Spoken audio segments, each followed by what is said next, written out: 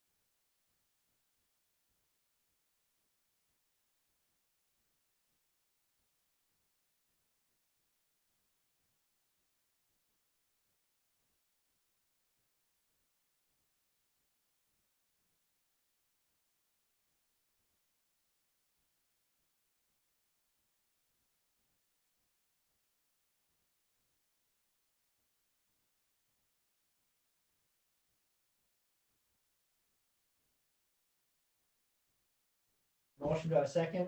Yeah. And a second, all in favor? Aye. Aye. That passes. Thank you. We're gonna open, public comments, so this is any comment on anything that's not currently on the agenda tonight. Planning Commission welcomes public comments. Anyone who would like to submit a comment to the commission may do so by sending an email to jryland@stfrancismn.gov. Members of the public may speak on any matter. Commission may not be able to answer your questions tonight, and in most cases will not act at this meeting regarding the matters discussed. Matters may be considered at a future planning meeting. The planning commission appreciates your input. Ms. Ryland will now read any comments which have been received into the record. No comments were received. Any comments from the public? Seeing none, close public comment at 7:02. And move on to number 6, public hearings. First, we have, interim use permit for gravel driveway. Thank you, Chair. Chair and Commission, tonight before you is a request for an interim use permit to allow a gravel drive and parking area that would serve the future solar farm that's proposed on the north side of the city. So the subject site, again, is located outside of the city's urban service area on the north side, the north boundary of the city between the city and Stanford Township. Today, the site is surrounded by agricultural land to the east, large lot residential to the north, and then industrial land to the west and the south. So the city code requires that all industrial parking spaces and driveways be surfaced with concrete, bituminous, or pavers. It also requires a perimeter concrete curb barrier around parking areas. With an interim use permit, that design requirements can be changed. And so that's what's requested this evening. The applicant is requesting to extend the existing gravel drive about 75 feet into the site. That would serve as the construction access while that use is being developed. And then it would serve as the service drive that would be used infrequently over the life of that use. There's an existing access point off of Knackery Street that would be used as the point to access the site. And then the applicant is proposing to include riprap with the gravel in order to reduce the amount of gravel that would be tracked onto the county road. There's also a small parking area proposed that would be surfaced with gravel as well, and then no curbing is proposed with that. So tonight, Planning Commission is requested to hold the public hearing and then provide a recommendation to the City Council of either approval, denial, or table the application and request additional information. Staff is recommending approval of the interim use permit for the gravel drive, and the suggested motion is on page 8 of your packet. I'm happy to answer questions. Planning Commission, you have any questions? Besides that, shall we able to get that on our screen? We just have the camera, so. I mean, I have it up on mine. I don't know how to make it.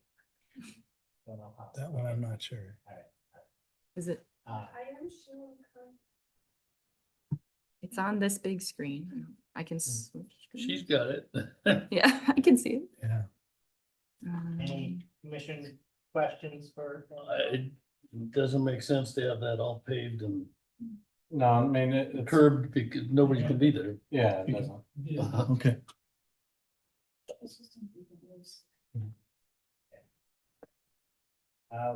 Open public comment, 7:04 on this. Anyone from the public want to speak on this or have a question? And a representative of the company is here too, if you want him to say anything. You got something you'd like to say to us? If you guys have questions, I'm just gonna answer questions. Yeah. I think we have any of this. Close public comment at 7:05. Any other discussion, thoughts, planning commission? I'll move that we recommend the approval of the IPU for the gravel access to the drive for the industrial use, the rural service area with finding and facts and conditions as presented by staff. Motion, do we have a second? Second, all in favor? Aye. Aye, opposed? None? That passes. Thank you. Move on to 6B, code amendment for accessory structure size. Thank you, Chair and Commission. I don't have a presentation for this one, so we won't have to worry about that. This is a request to amend the city's code in regards to the amount of total accessory structure square footage when it comes to how much you can have on a single lot. So currently, the city allows 1,500 square feet for the total detached accessory structure square footage on lots between 2.5 and 5 acres in size. The applicants, this actually came out of the city's code enforcement. The applicants have more detached accessory structure square footage than currently allowed by code. And so they're requesting to amend the code so that they can be compliant. So the city did look, we looked at other surrounding communities that are fairly similar, just to understand kind of what is typically allowed throughout the area. And we found that normally cities are allowing between 2,000 and 3,000 square feet of accessory structure square footage on lots that are within that size range, so about 2.5 to 5 acres. So in that regard, St. Francis is allowing less than what surrounding communities are allowing today. There's a chart in your packet that shows kind of the other communities that we looked at to get to that number. So this is a code amendment, which is a legislative action by the city. And so the city has a lot of leeway as far as determining if this is appropriate or not for the city of St. Francis. So if the Planning Commission is interested in increasing the allowable amount of square footage for detached accessory structures, then staff would recommend a round number probably in the middle of that 2,000 to 3,000 range. So somewhere around 2,400 or 2,500 square feet is what staff would feel would be appropriate if this is something you're interested in. So with that, I am happy to answer any questions. Is this something they've already built? That particular instance, it is already constructed. The city has had other requests over the years from other interested residents looking to increase this size. So this isn't a surprise by any means from, Including people showing up for a commission asking. yeah, yeah.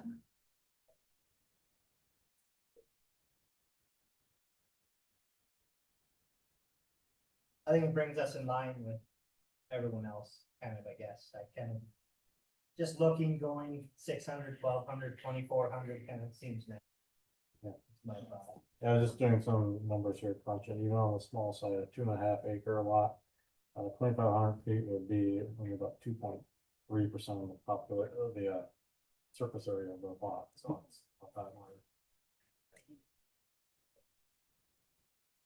Yeah, we're seeing here, between Nowden, Oak Grove, and Hamlet, and Otsego, Dayton East, stuff, but those basically ran in the middle of the pack, so.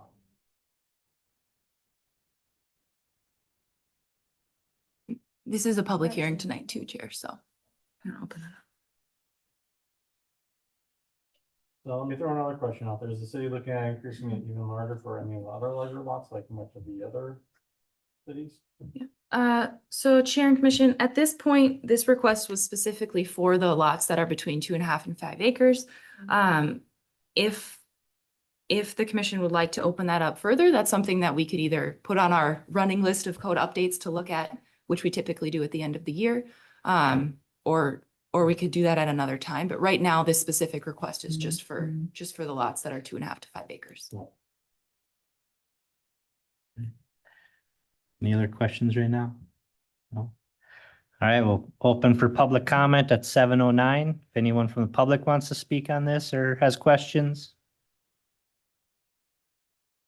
Not seeing any, we'll close it at 7:09. Any other questions, thoughts from commission?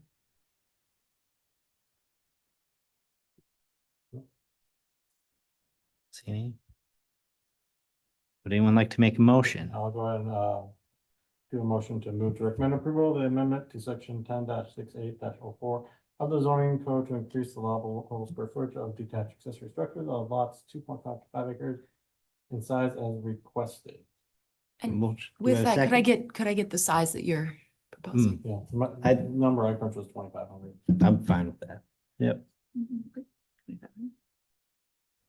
Second. Second, we have a second. All in favor? Aye. Aye, opposed? That motion carries. And how would we, if we wanted to look at the smaller parcels or smaller lot sizes, how would we bring that up? To potentially increase that as well? Sure. So that would just be something that you would let staff know that that's something that you'd like for us to look into, and we would start working on that. We'll move to 6C code amendment, stormwater management. Chair and Commission, before you this evening is Stormwater Management Code Revision, born out of a recent MPCA MS4 stormwater audit the city went through. The MPCA is recommending the city to amend section 10-82-04 of the zoning code.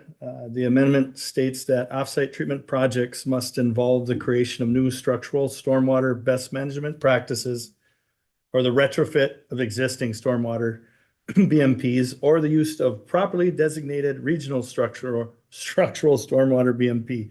Routine maintenance of structural stormwater BMPs owned or operated by the city cannot be used to meet this requirement. The recommended motion this evening is to approve the proposed amendment to section 1082-4 of the zoning code as presented by staff. If you have any questions, I'd be happy to answer them. Any questions?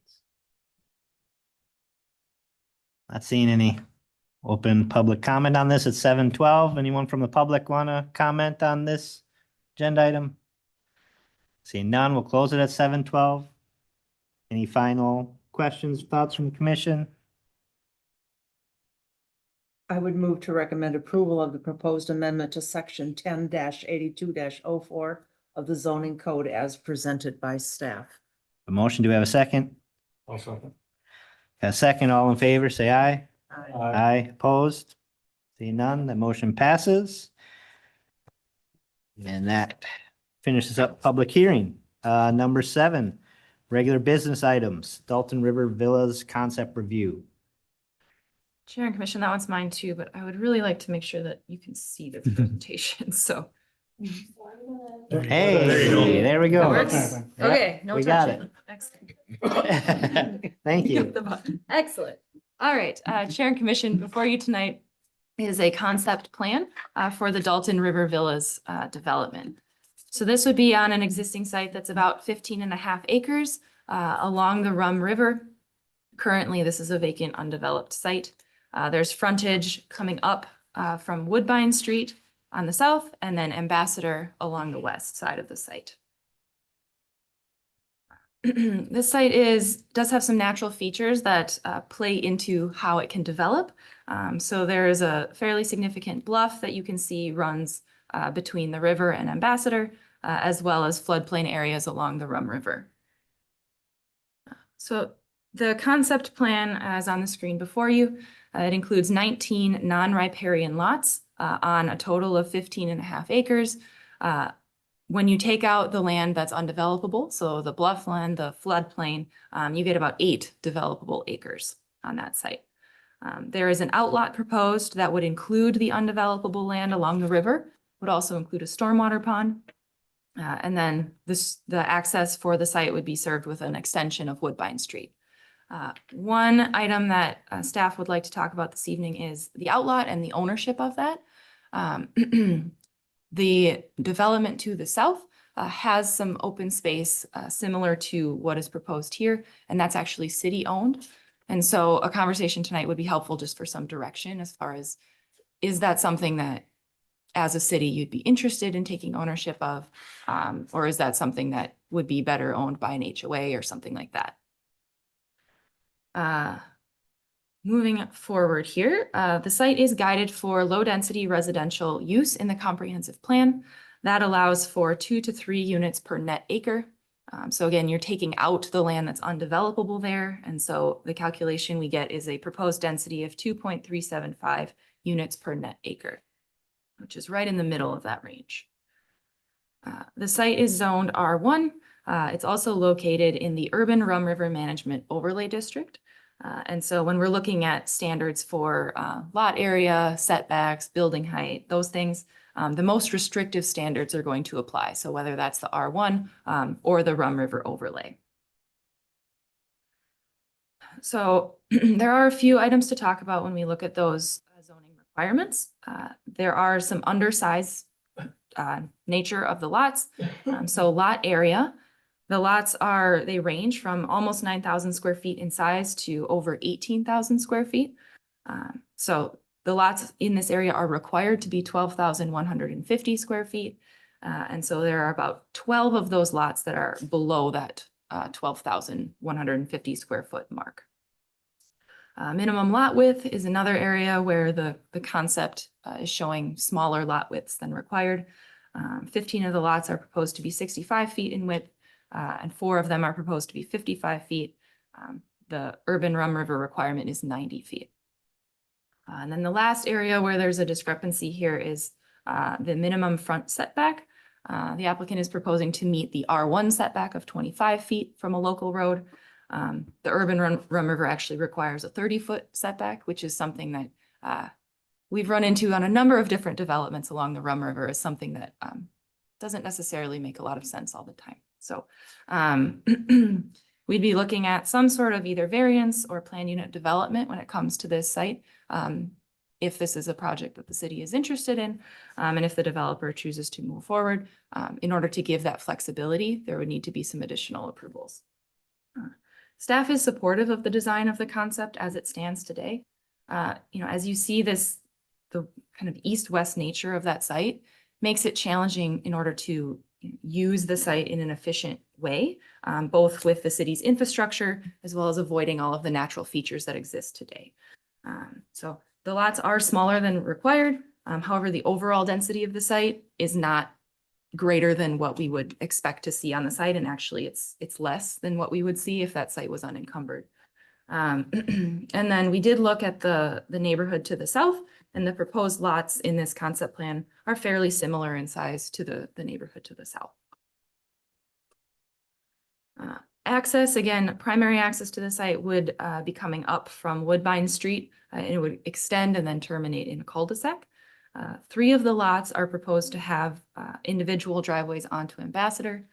That is something that the county has provided as comment back and said that they would prefer to see those drives not be on Ambassador, which is something that is a fairly typical comment that we receive from the county. They also mentioned that they would like to see 10 feet of additional right-of-way on that right up against Ambassador so that they have a full 120-foot right-of-way, which is what their typical amount is. So tonight, we're not looking for any formal action from the Planning Commission, simply just review feedback, particularly along the lines of the flexibility that would be requested for lot area, lot width, and setbacks. And then if there's thoughts about the outlot itself and the ownership of that, or anything else that trips your trigger tonight. So the applicant is here as well. Otherwise, I'm happy to answer questions. Does the city have to pay for that outlet? No, that would be part of it, just a dedication with the plat. Okay, I see here that says if the city takes ownership, would it be managed as part of the city park system? If it would be part of the city park system, I would expect that the public would have access to that area. Would there be a public access pathway for that? I think that's something to talk about. Okay. You know, we're not there yet at a concept plan, but that's something to at least note. Yeah, I mean, there's I live right in that area and I'm not against this. But to get to there, I know there's not very many ways. The only way you'd have, there's a little walking boat area. You'd have to walk down, walk through about half mile down the 100-year floodplain area to even get over it legally, so. Okay, noted.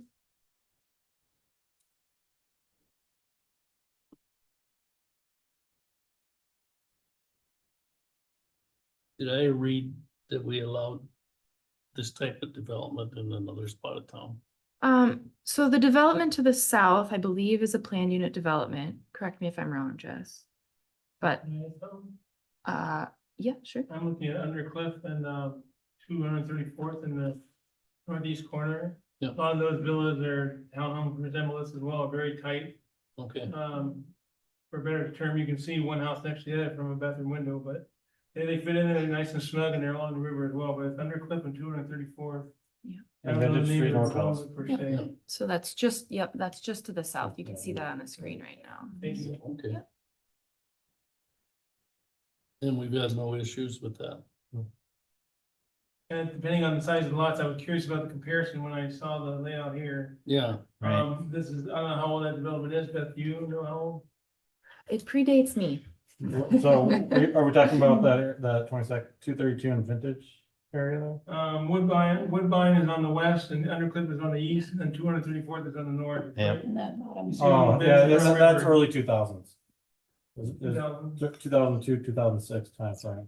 Before the housing boom, they're gonna build all that, that's when it got slowed down. Sure. I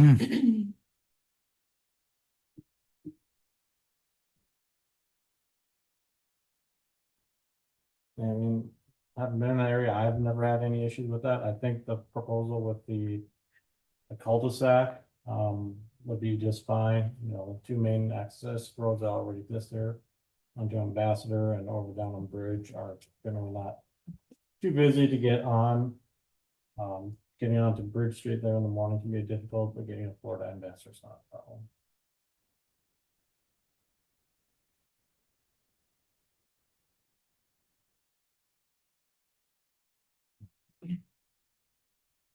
I'm just looking at this overview map here, the area to the south, I would say that has also a not wastewater, but floodwater area, watershed. What area is that? That would be generally owned by the city? Let me see if I can get my cursor. So I believe this area down by the Okay. river is city owned. Yeah.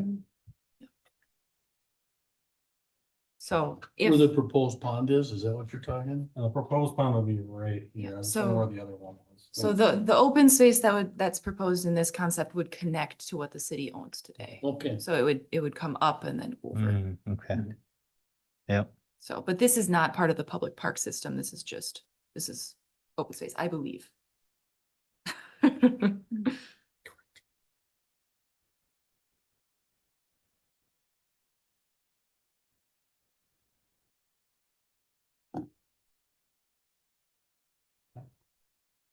didn't know the comment. Yeah, looks good to me. That's, So, we will, if the applicant, once they go through council, if they choose to move forward, then we would be looking at working with them to determine if it's more appropriate to bring a variance or a planned unit development. But some sort of approval would be needed for the flexibility. sure. Yep. All right, thank you. All right, agenda item 8, discussion by planning commissioners. Anything anyone wants to talk about? See nothing? Agenda 9, adjournment. Do I have a motion? I'll make the motion. A motion, do I have a second? Second. A second, all in favor? Aye. Aye. And we're done. Thank you.